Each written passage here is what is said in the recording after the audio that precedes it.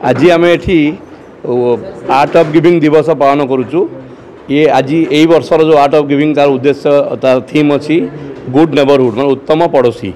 तो art of giving लक्ष्य हूँ आम दबार कला तमाने दबार कला तमाने आम बहुत समय आम अजाणत बहुत जिन दौचे आम समस्त भर दबार कला अच्छी कि गोटे ऑर्गेनाइज्ड वे कले एवं पर्टिकुलाली आमर जो पड़ोशी मैंने रोच आम सागे जो सब बसवास कर सब आम चलुचु से प्रति यदि आमर भल व्यवहार भल संपर्क जब भल व्यवहार कराटा गोटे दबार गिविंग रे जाऊँगी।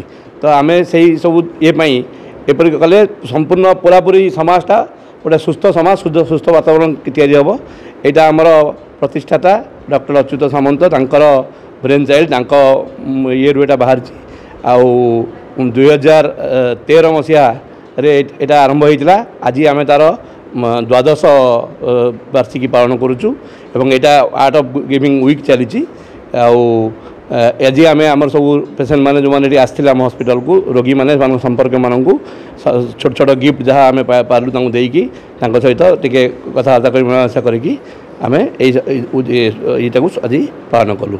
किट की स्कीम प्राण प्रतिष्ठाता प्रोफेसर अच्युत सामंत द्वारा प्रतिष्ठा होता यही आर्ट ऑफ गिविंग आज किम्स रूरल हॉस्पिटल स्मार्ट ग्राम कल्लारांकरे महासमारोह पालन होती।